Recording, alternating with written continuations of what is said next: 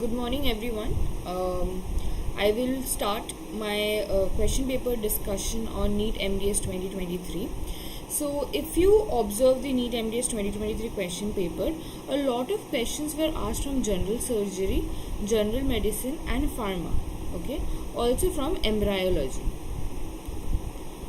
Many picture-based questions were asked from general surgery, and we'll be seeing all of them one by one.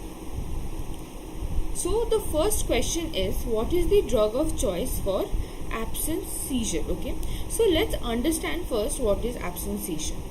Absence seizure is basically a type of generalized seizure. Okay, in that it is characterized by sudden onset of staring, unresponsiveness with momentary loss of consciousness.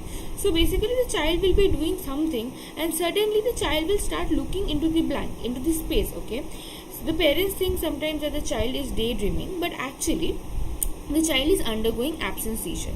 Now, why does this absence seizure occur? This occurs because there is any disturbance in the neuronal activity in the thalamocortical region. Okay. Now, now to stop this disturbance in the thalamocortical region, we use the calcium channel blockers that are present here. Okay, so to block this calcium channel, we need to give a drug. The drug that blocks the calcium channel is valproate. So the answer to this question is sodium valproate. Okay. Also, diazepam is used sometimes for absence seizure, but it is used mainly for status epilepticus. Phenytoin and carbamazepine block sodium gated channels. Okay, so this will actually exacerbate the absence seizure. So these two options are absolutely wrong. But the question is, what is the drug of choice? Okay, so the drug of choice in these options is phenytoin. And if you see this chart, you will see that ethosuximide is also a very important option. Ethosuximide is also used for absence seizure. Okay, so in your exam they might give you either of these options. Both of them are correct. Coming to the next question, what is the drug of choice for PSVT? So what is PSVT? PSVT is paroxysmal supraventricular tachycardia. So if this is your heart, supraventricular, what does this mean? This is your ventricle. Right above your ventricle, what is present? AV node. Okay. What is the meaning of paroxysmal? Paroxysmal means something that comes and goes. Okay, you might have heard this word while studying about trigeminal neuralgia, that paroxysmal kind of pain. Similarly, the tachycardia, the increase in heart rate, is because of disturbance in the AV node. Now, what will help in correcting this disturbance? The only medication that will do among all these options is adenosine. Okay, adenosine is basically helps in repairing dysarrhythmia. The other options that are there, verapamil, esmolol, propranolol, they are used for other heart conditions. So I have made a list of all these heart conditions and the drug of choice which are necessary. So you can actually make a note of it.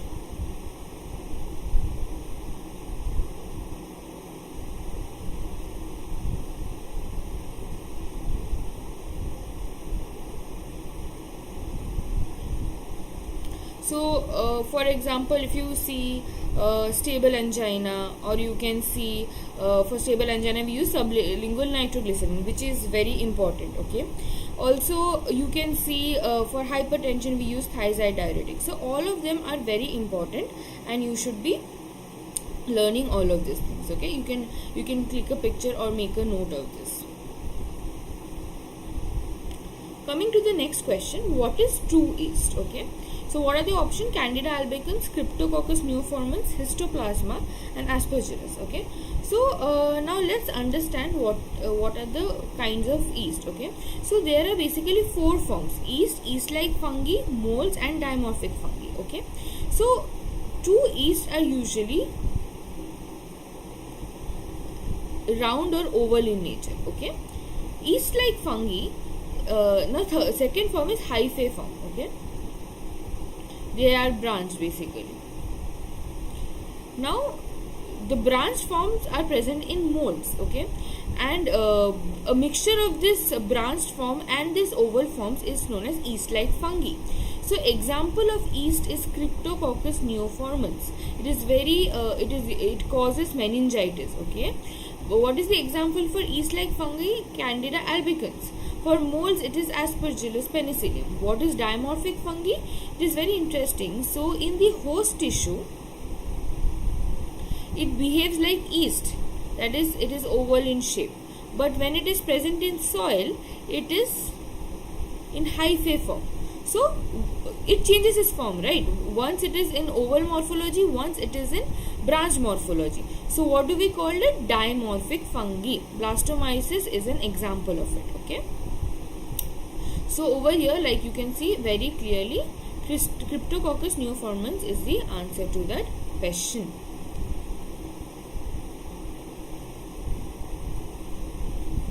If you have any doubts, please drop it in the comment section.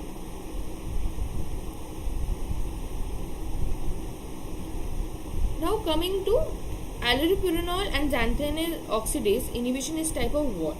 So we should understand what are the different type of inhibitions. Okay, the first one is your competitive inhibition.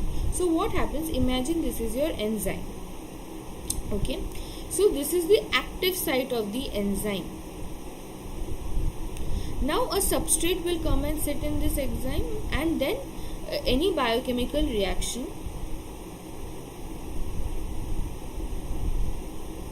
will take place. Okay, but imagine now this is like playing musical chairs. Okay, so if you are alone, it is easier for you to come and sit here, but now if your friend is also there, either of you will get a chance to sit there. So that's why it is a competitive inhibition. One of you will get the chance to sit on the enzyme and initiate a reaction. Okay, now what is uncompetitive inhibition?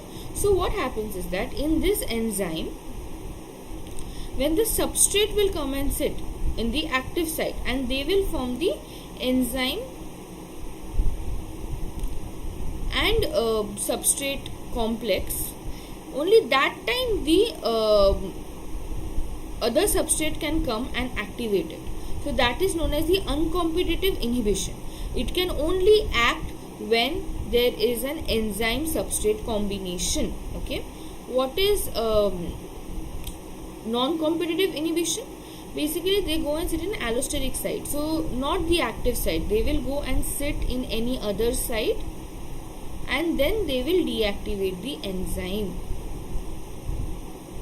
So these are the 4 different type of inhibition reaction. Suicide inhibition is the irreversible type of inhibition, where when the substrate goes and sits on the enzyme, it is irreversible in nature. So these are the different examples for different type of inhibition reaction. You can go through all of them. They can pick any one of them and put it. Okay, so this chart is very important. If we ever discuss this chapter on detail, I will also discuss how it changes Km and it changes Vmax. So these are the different examples. As you can see that for suicide, allopurinol is with xanthine, it is a very common example. Along with that, there is clavulanic acid and beta-lactamase too. This can also be asked. Coming to the next question. Okay, a 7-year-old male child reports to the fever clinic. He had step ladder pattern fever. Please notice the keywords. Frequent stomach pain, vomiting for 5 days, enteric fever was suspected. See, over here they have already mentioned that they have diagnosed enteric fever. In the exam, they can give you all these symptoms, and in the options they can give enteric fever with other options. Okay, so you have to know that these are the symptoms of enteric fever.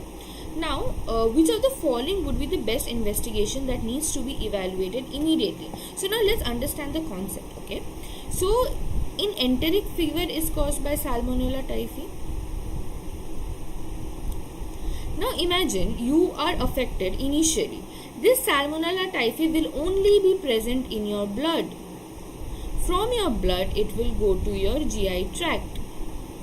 This might take 3 to 4 days. Okay. So, blood, you will see the first sign of infection in blood culture. Okay. So it will later on from blood go to GI tract, urinary tract. So, this might be only visible after 4 to 5 days. What is viral? In viral test, we basically look for antibodies. Now, antibodies won't be formed readily, okay? It will take time. So, viral test is not good for initial testing. It will take time. So, the first test to confirm enteric fever will be blood culture.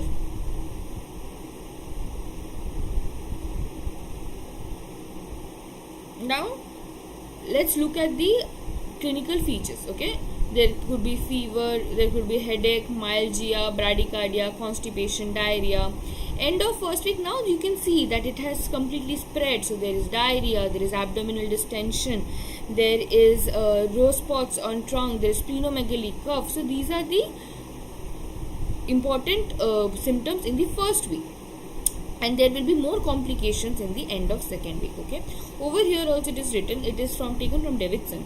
Blood culture establishes the diagnosis, and multiple culture increases the yield. Okay. Stool culture are often positive in the second and third week. The viral test detects antibodies to the O and H antigen, but it is not specific.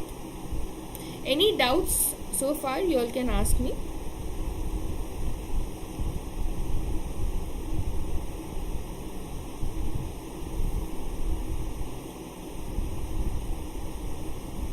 Okay, now let's move to the next question. A patient was operated for thyroid disorder. So the patient was operated. First keyword. Parameters were normal on monitoring. Second keyword. Okay. On the same day, around evening, very important keyword. Same day, evening. Patient developed pain and swelling over the neck. On exploration, the surgical site bouts of clots were found. What would have happened to the patient? What do you think is the answer? Someone please mention in the comment box.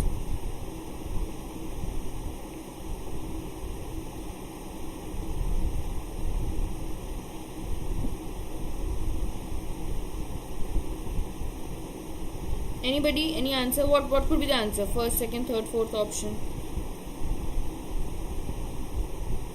Okay. So the answer is reactionary hemorrhage. So what are the different kinds of hemorrhage? So the first type is the primary hemorrhage. Okay. So when does the primary hemorrhage occur? As soon as the surgery is taking place. Okay. Immediately.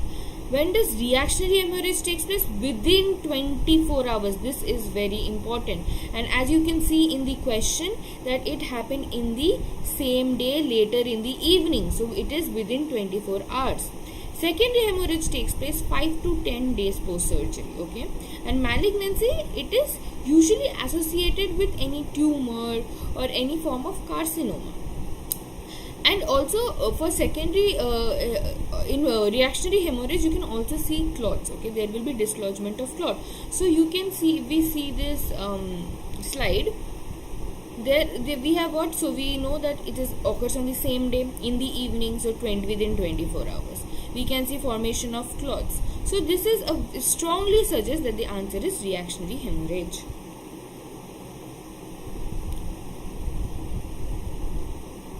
Coming to the next question. A 6-year-old male child had a 1 week history. Okay, again we have to see. It's a 6-year-old male child, 1 week history of swelling in the extremities and around the eyes. Around the eyes is the most important keyword here. His mother observed blood in the urine. Again, a very important feature. The child is suffering from what? So if we look at all these 4 things, swelling around the eyes, that is periorbital edema. It is very common in nephrotic syndrome, one of the striking features. Okay, in nephrotic you will see generalized spitting edema, but not around the eyes. Around the eyes it is seen in nephrotic syndrome. Okay, so these are some characteristic features of all the diseases. For example, in nephritic syndrome, like we have seen, there was blood in the urine. You can see hematuria, you can see hypertension, also you can see periorbital edema. In nephrotic syndrome, you can see generalized pitting edema. Okay, in acute renal failure, you will see there is since the kidneys are not working, there is decreased urine output for sure.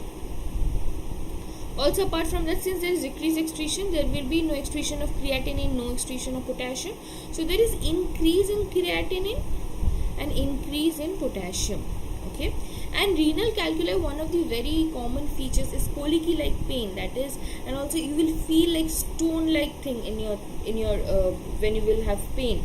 Okay, so it is a very important feature, colicky like pain.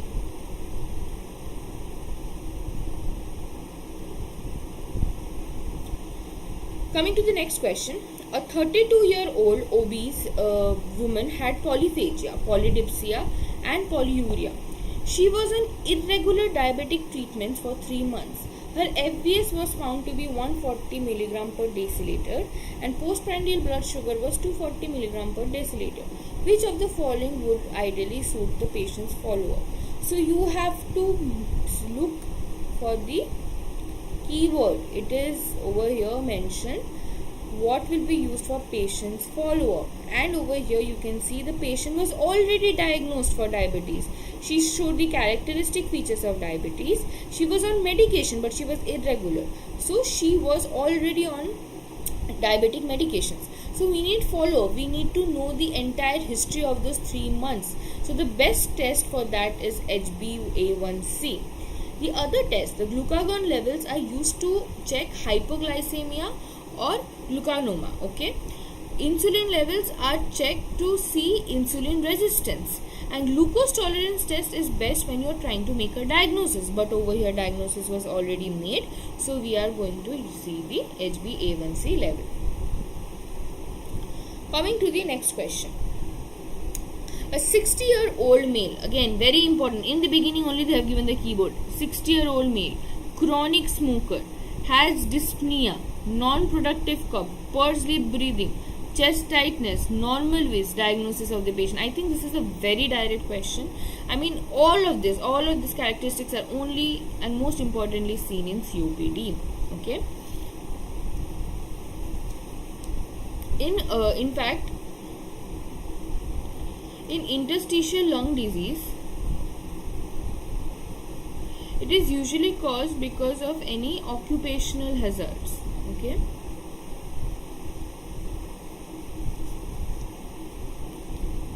and there it is not associated with wheezing, so wheezing is not present. And in bronchogenic carcinoma, so the common thing in bronchogenic carcinoma is they also do chronic smoking. Okay, but there is no pursed lip breathing, which is present again in your COPD. Okay, in asthma, mostly the cough is productive. It happens in children. They have history of allergy. So the only option which rightly suits here is the COPD. And also, what is pursed lip breathing? Basically, they breathe through their nose and slowly breathe through their mouth. Okay, so that they can have more control. So this is known as pursed lip breathing. Coming to the next question, which is a very direct question. A 10-year-old female child reported episodes of hypoxia. Her hemoglobin levels were found to be low. Histology shows. Now, if you look at the diagram very clearly, you can see the sickle cells. Sickle-like shape, right? So, the answer is definitely sickle cell anemia. See, this is the label diagram. You can see the sickle-shaped cells. Okay. Next question. Myasthenia gravis is an autoimmune disease of the neuromuscular junction caused by antibodies that act. Okay. So what happens in myasthenia gravis is an autoimmune disease. Okay. So what happens? We'll see the diagram to understand. So this is your nerve cells. Okay. So from here, when work there will be conduction of impulse from one neuron to the other neuron. So the conduction of impulse takes place with the help of acetylcholine. Now imagine acetylcholine as a letter. Okay. Now there has to be a post office to receive that letter, right? But there is something known as the acetylcholine receptor antibodies. Acetylcholine receptor antibodies. These goes and sits in this post office. Now the post office is full. There is no space for the actual letters. So there is no conduction of impulses. So these antibodies inhibit the conduction of impulses. Also, this activates the C4 complement pathway. So in fact, this also destroys the receptors. Acetylcholine receptor, it destroys them. So it irreversibly destroys them. In fact, the patients of myasthenia gravis, if they take a lot of rest, they will feel better. They will feel less muscle weakness, because when they are rested, so many antibodies are not produced. But when they are working too much, there is more production of antibodies and such things take place. Give me 2 minutes. 1 minute. Just a second.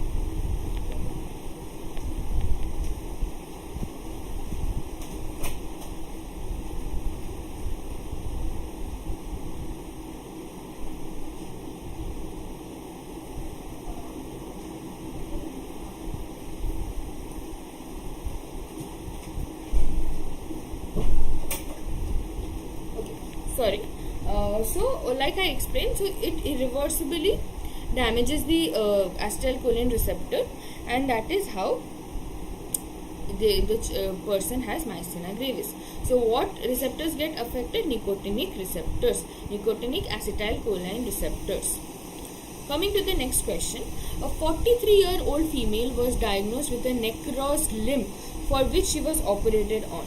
After the operation, the patient developed a sweet-smelling discharge from the site of operation, followed by crepitus from the same area.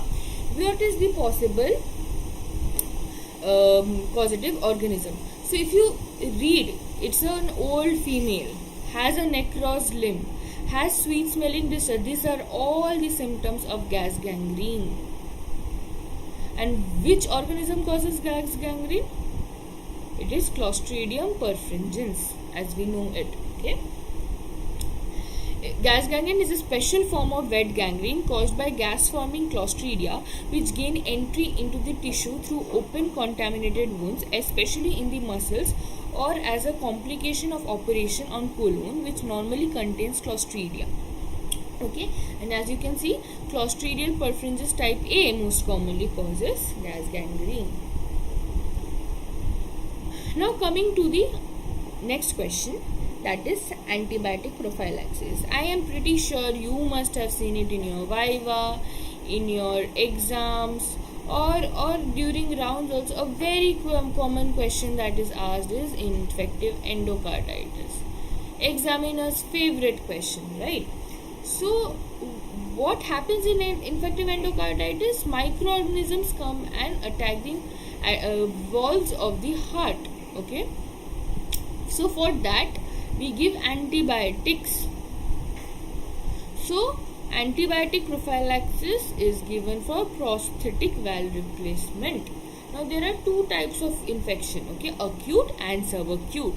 In acute, it can act both on your damaged heart valves or normal heart valves, because they are have high virulence. Okay, but in subacute they have low virulence, so they can only act on destroyed or damaged heart valves. Okay, this also you can note down, very important, the antibiotic prophylaxis for infective endocarditis. Any doubts so far? You all can ask, I will clear it.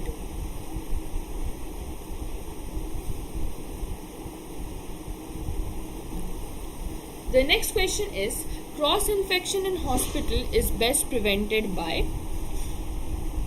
So what is cross infection? So you are looking at a patient, okay? Patient has some infection, say X, okay? Now you will look at another patient. Now if there is transmission of this disease X from this patient to this patient, that is known as cross infection. So what do you think every day? What is the most common thing that we come across? What we do when we are taking a patient in your clinic? What do? You change the gloves.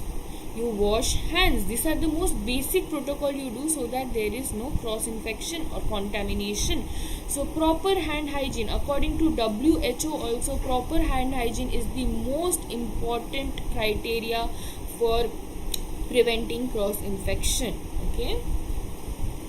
Fumigation is good when you have a debilitated patient or when you have a patient who has any disease, okay, disease which is very virulent, like AIDS or hepatitis. So that is when we have to fumigate, but that is not the first line, okay. Antibiotic prophylaxis is used in specific cases, okay, and disinfection with sodium hypochlorite is good for surface cleaning, okay, but the most important one is proper hand hygiene. Coming to the next question, penicillamine is an antidote for, okay, now the thing is, this is a little uncommon question because penicillamine is mainly used for Wilson's disease, but sometimes it is also used for heavy metal toxicities, okay. So the most common metal that is used against which it is used is copper, okay, and less commonly against lead and mercury, and it is not used against arsenic. So copper is the correct option for this question. Now coming to the next question. A patient with diarrhea, abdominal pain, weight loss and non-satiating granuloma is diagnostic of. So over here, the most important keyword which I have already underlined is the non-satiating granuloma. Okay, it is seen in case of Crohn's disease and it is also seen in case of sarcoidosis. But sarcoidosis is usually seen in your lungs, okay, it affects mostly your lungs, but over here you can see the patient had mostly GI symptoms. So automatically Crohn's disease becomes the other option because these two diseases are the only diseases which shows non-satiating granuloma in these options, okay. And other options like ulcerative colitis and cholecystitis do not show non-satiating granuloma, okay. But cholecystitis and Crohn's disease have one common feature, that there is pain in the upper right quadrant, okay. This is the common feature, but there is no non-satiating granuloma, okay. So these two options cannot be right. Sarcoidosis could have been, but since it only shows GI manifestation, the answer automatically becomes Crohn's disease.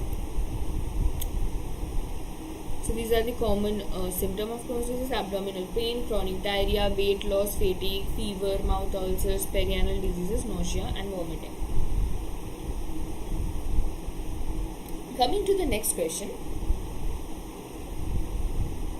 A female child with fever, cough and throat pain revealed a grey pseudomembrane which was easily scraped off. The diagnosis is, students, whenever you see grey pseudomembrane, please remember that this is the most characteristic features of diphtheria, okay. So the answer will automatically become diphtheria. You know, all these three diseases have their own characteristic feature, and they can pick up any of the characteristic feature and give it to you in your exam. For example, if anybody knows what is the characteristic feature of scarlet fever, can somebody answer?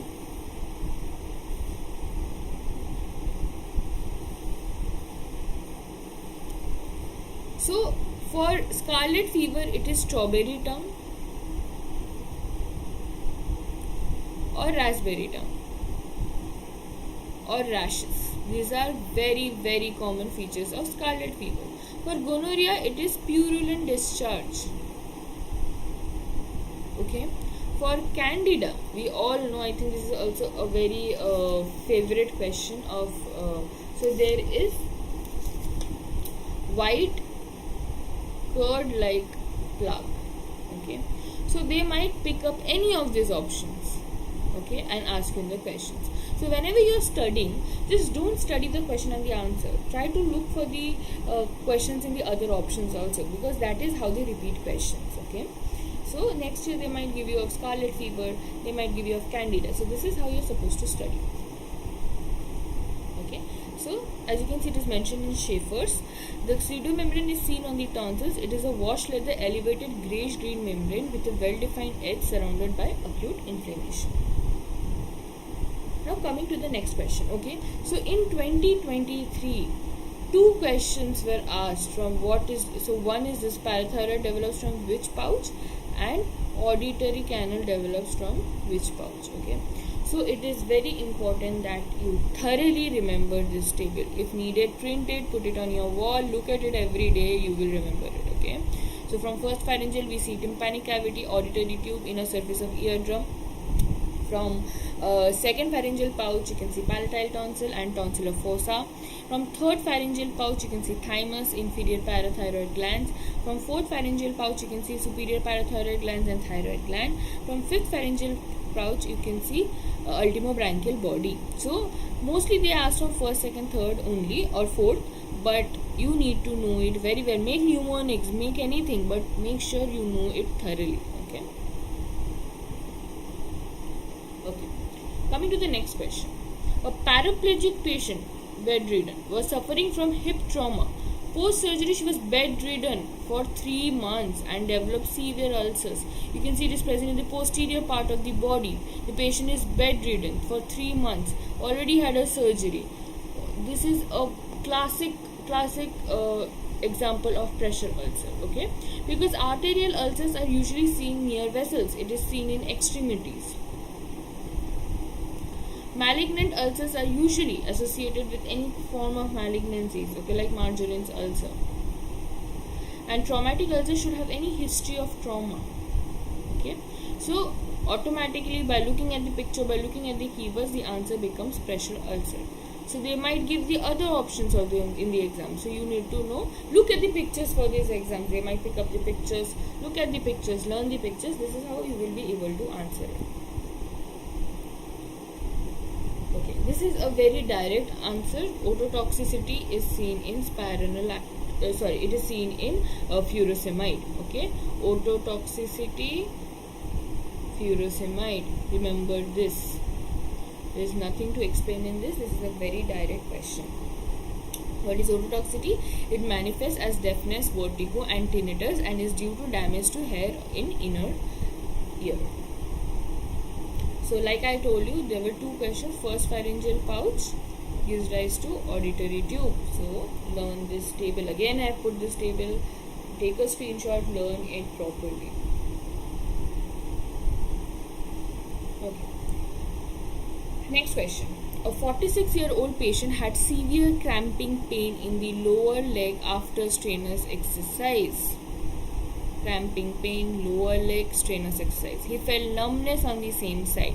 He was diagnosed with compartment syndrome. So students, next time they might give you all these symptoms: 46-year-old, cramping, lower leg pain, strenuous exercise, numbness, and they might give you 4 syndromes, and one of them will be compartment syndrome. So as you can see through this question, you have learned one more answer, that this is the symptoms of compartment syndrome.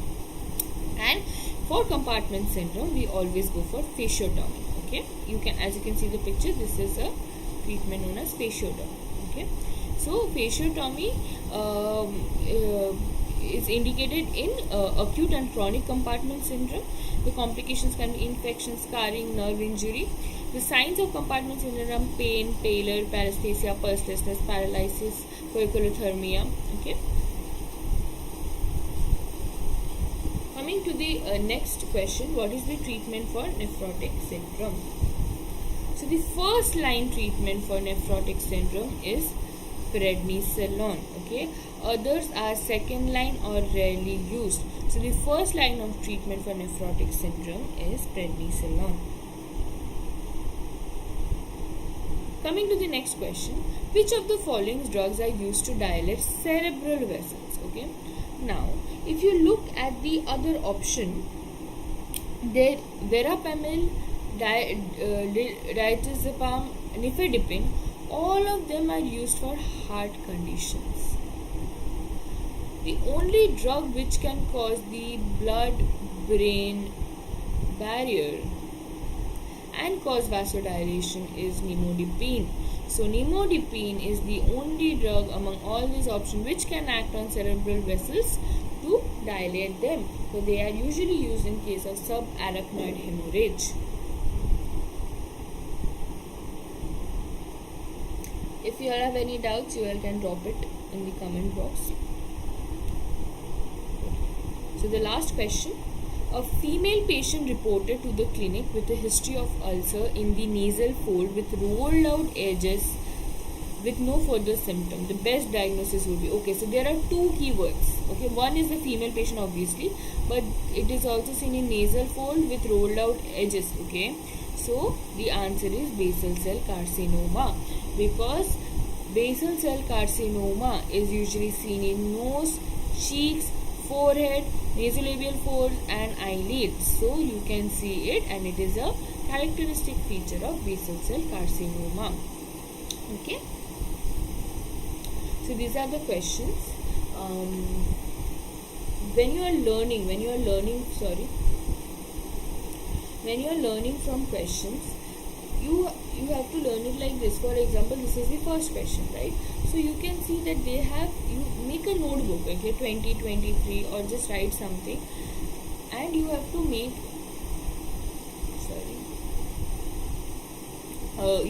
notes like anti-epileptic drugs. So just don't study the question and the answer, just revise the entire topic of anti-epileptic drugs. Similarly, pouches, okay, similarly drugs used for cardiovascular system. So these are important questions. Yeast, okay, so this is how you will inhibition, competitive inhibition, okay, or any kind of inhibition reaction. You have to highlight the key topics from which they are asking questions, and prepare it thoroughly. Just don't learn the question and the answer, learn the concept, try to figure out more questions from the questions that are already present. This is how you will have a clear understanding. You will be able to answer all kind of questions, because they might not repeat the exact question, but they will give the questions around it. So you have to prepare accordingly. Okay, so these are if you all need screenshots, or if you all need anything, just contact ma'am. And yes, this was the medical part of the 2023 question paper. I hope you understood whatever I could explain. Obviously we cannot explain it thoroughly topic wise, but I hope you could understand the key concepts, and you will be able to apply it if it comes to your exam. Thank you. If you have any doubts, please drop it in the comment section. I will be answering them.